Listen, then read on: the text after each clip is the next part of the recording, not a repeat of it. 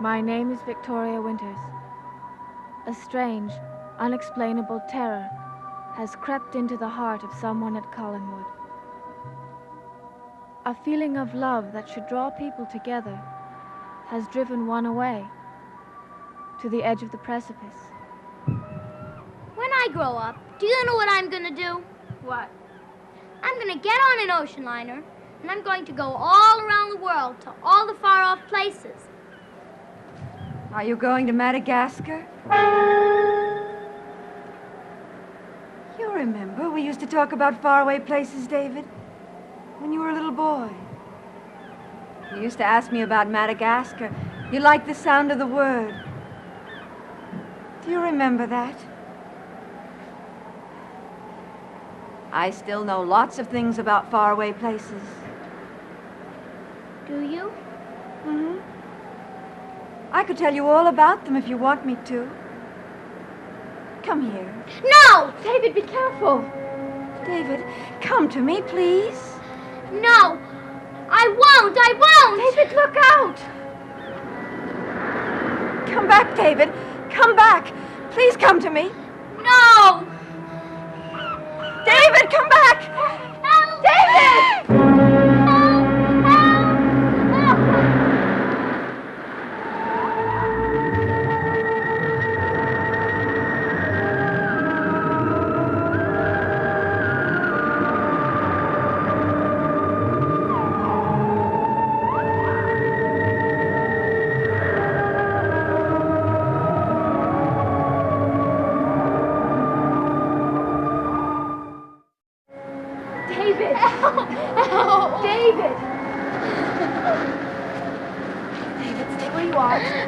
Give me your hand. That's right. Come on.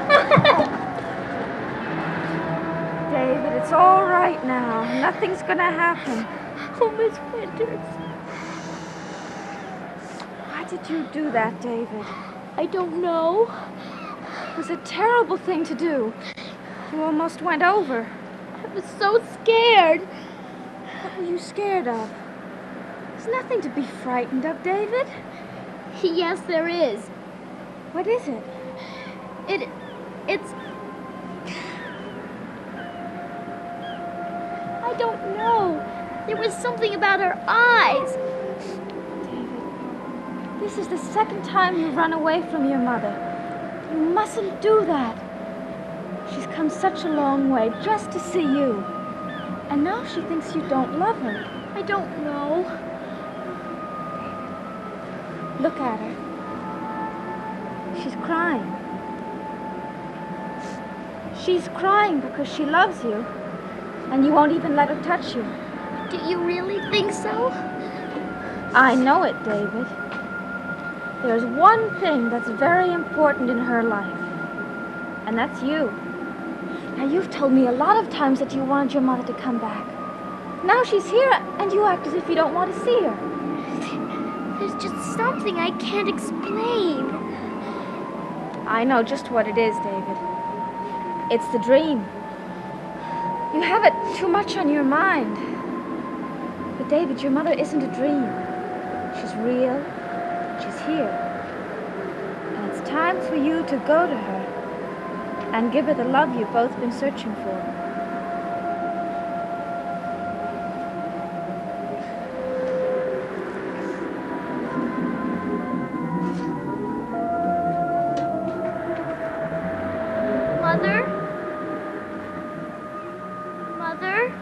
Don't you want to look at me? I don't want you to see me crying, David. I'm sorry I made you cry. Oh, it wasn't just you alone. It was many things that are very hard to understand that made me cry. Then will you stop now? Yes. Did you really travel a long, long way just to see me? Yes. David, why did you run away from me? Because you looked so strange. What do you mean? I don't know. There was something about your eyes. David, look at me. Do you still see the same thing? No. No, I don't. David, we have to get used to each other again. It's been such a long time. I guess so. We used to have lots of fun playing together. We'll do that again. Mother? Yes, David? Do you like me? Oh, David, I love you. Very, very much. More than anything in the whole world. Will you leave me? I mean, ever. Not if you don't want me to. Then you'll stay here? Mm-hmm. I'll stay with you forever and ever. We'll always be together. We'll never be separated.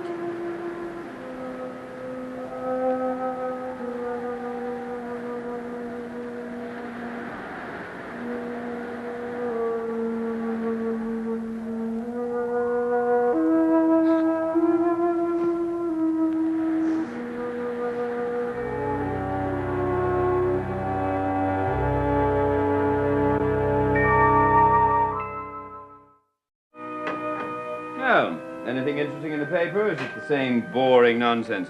You can have it if you want it. No, no, thanks. But I'll tell you this. I'd like to have seen the Phoenix Tom-Tom, or whatever they call the local paper down there. Why? Well, last night, Sherife Patterson made an official visit here. What has Sheriff Patterson got to do with Phoenix? He had received a teletype from them, reporting the death of Laura Collins. What? Yes. What are you talking about? Well, it seems that the building she lived in burned down. And there was an unrecognizable body in her apartment, and they thought it might have been Laura. Terrible. Well, he asked her some questions, and she said that she hadn't loaned the key to anyone, and that was all the information she was able to give him. It must have been an awful shock for her. Yes, she was upset. When did all this happen? Apparently the day that she arrived here in Collinsport. Then she has no place to go back to. I thought of that, too. I asked her about it, and she said that she hadn't planned to go back to that particular place anyway. She had thought of a better and different place to take David. How can you be so eager to get rid of your son? Now, it's not that at all. It's just that I think it's better for him to be with his natural mother. Now, I make no reflection on you. But, you know, you have your own worries with your own daughter. Have I? Are you aware that she brought Burke Devlin here last night? No. No, she did. He made himself perfectly at home. But what was so disturbing to me was that he had access to Laura at a particular time when I didn't want them to meet. And he definitely used Carolyn to get to Laura. Did he get to her? Well, I fortunately arrived in time. Burke thought it was 10 years ago, and he was breathing down her neck. I warned him to stay away. It was a very nasty scene. Hello. I hope we're not late for dinner. No. Everything all right? Oh, yes, everything is fine. We've just been out for a walk. Glad to hear it. Mother? Mm-hmm. Do you want to come up to see my room? I would love to see your room. But is there time? Oh, yes, Mrs. Johnson isn't ready yet. Fine, then we'll be right back. Good. I want to show you my special toy. Okay.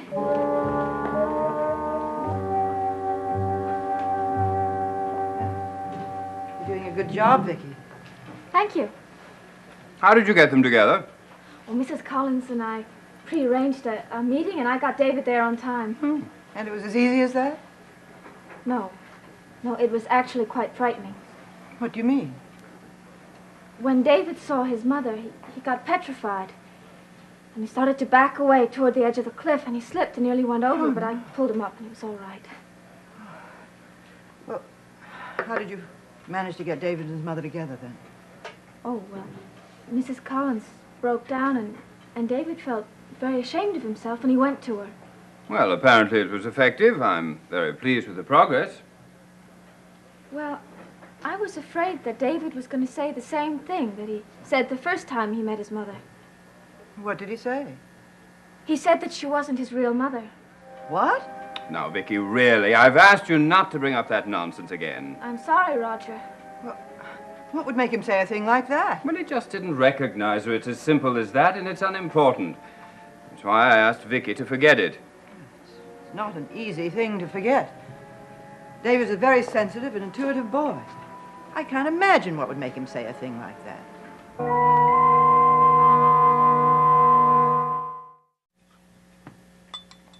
Isn't there any more dessert left? I'm afraid not.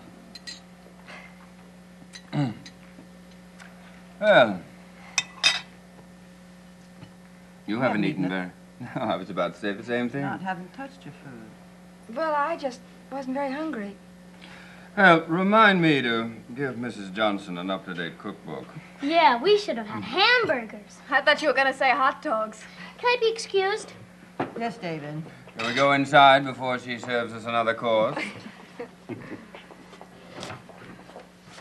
Laura, may I speak to you a moment? Yes, of course. Oh, well, I'll see you in the drawing room, then. I'm very glad that you and David seem to be getting along at last. Oh, so am I. I was very concerned about his first reaction to you. Well, you can imagine how I felt, what with his running away from me. From what I've been told, he didn't even think you were his mother. Well, did he say that? Yes. What a strange thing for him to say. He's very imaginative. He even thinks he can communicate with the ghosts of the Collins family. Yes, he does seem like fantasy, doesn't he? He spends a lot of time with them. Well, perhaps now that I'm here, he'll spend more time with me. I hope so. Yes. Laura, there's one more thing. Burke Devlin. Oh, yes. I suppose you've heard that he's out to destroy the Collins family and name. Yes, I have heard something about that. I know you used to be quite close. Well, that was a very long time ago. I have no intention of becoming an ally of his. I'm glad. Because I'd hate to see anything get in the way of the reason you came here. Nothing could get in the way. Vicky, I asked you not to mention what David said. I'm sorry. But I just think it's very unusual that David is so positive Mrs. Collins isn't his mother. It's just his usual hallucination. You should be aware of that by now and not be taken in by it. Well, if he's so insistent on the subject, I think we should get it cleared up. Well, I agree. And I think I know how I can do it.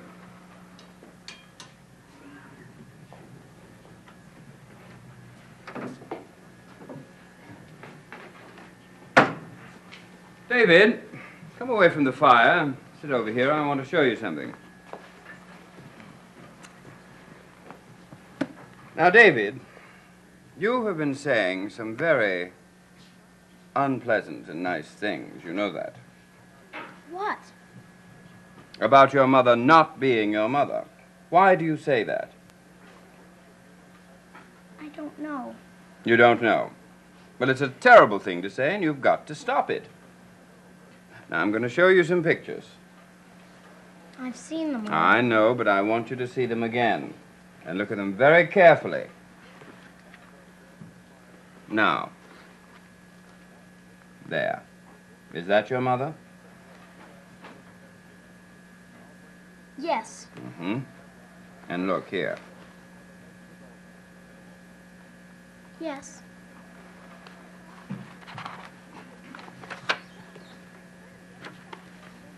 This? Yes. Well, now, granted, these pictures were taken about 10 years ago, but I want you to look at them very carefully and tell me once and for all that you have no doubts about your mother coming back home to us.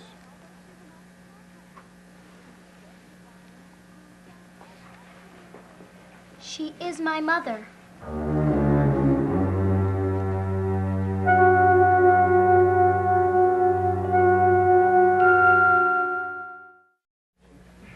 Looking at the family album?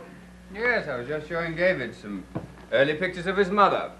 Oh, I'd love to see them. Well, please do. I think it's been very enlightening for David. It's helped to remove any doubts that he might have had. What do you say, David? That's right. David, will you show them to me? Okay. I'm sure that I remember some of them, but probably been a lot put in since I went away. Well, I have a few things to do. Will you excuse me, please? Vicky, may I have a word with you? Of course. Look at me. There you are. Oh, look. There you are with your dog. Yeah. Where's the pony? We had a picture of the pony. I think they ought to be alone together a little longer. I'm very pleased with the progress we were making. So I'm glad that David's gotten over that strange fright of his. Well, your talents as a governess have been put to a test. Well, I understand how he feels. I've been searching for pretty much the same thing myself, only I haven't been quite as lucky. Look how tiny you were there. I'm getting a lot taller. I'll say you are. You are going to be a very tall young man. Will I be taller than my father? Yes. And taller than Burke Devlin? Possibly. What's it like where you came from? Well, some people call it paradise. Really? That's pretty good. Oh, you'd love the weather there. It's very warm. Sun shining. It's never cold or damp the way it is here. There's a wonderful fragrance in the air. Like perfume? Comes from all the beautiful plants and flowers. And you can smell cinnamon. Oh boy, I love cinnamon toast. And there are the tallest palm trees with trunks curving up into the sky. The kind of trees that make a wonderful nesting place for the phoenix. The phoenix? What's that? A legendary bird. A bird that's said to live forever. I've never even heard of it. Well, not many people have. In fact, it's said that there's only one on Earth at a time. What does it look like? Oh, it's very beautiful. It has a scarlet head and body, and it has sea blue eyes. And its wings are iridescent. I wish I could see one. Well, perhaps you can, in your imagination. Try to picture the beautiful bird flying high in the clouds. And listen, the flap of its wings as it flies from century to century. It must be pretty old. Oh, that's one of the fascinating things about it. It doesn't grow old for 100 years, and even then it doesn't lose its beauty. Then one day, it feels its wings growing heavier, and it knows it hasn't much time. It hears death calling, so it knows what it must do. It starts on its last long flight in search of the very tallest palm tree. Then it gathers up all the sweet-smelling spices and it builds a very special nest on top of the tree. And then at dawn, Phoenix awakes, begins to sing. And then the sun rises and, the rays become very strong and they beat down on the dry nest. And slowly it starts to smolder. And the phoenix fans the spark with its wings until the entire nest is ablaze. And the beautiful feathers, they all catch on fire. The whole bird is consumed in flame and burned to ashes. And from these ashes, the phoenix is reborn to live on and spend the next 100 years in paradise.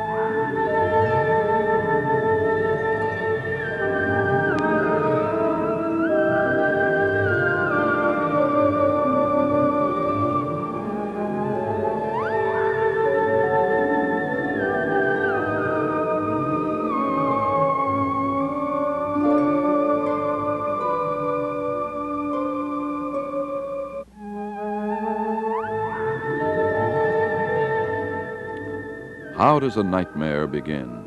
It begins with a long drive down a deserted road, an abandoned roadside rest, and a strange and sleepless night. It begins with The Invaders, coming as part of ABC's second season. Don't miss the exciting premiere Tuesday on ABC.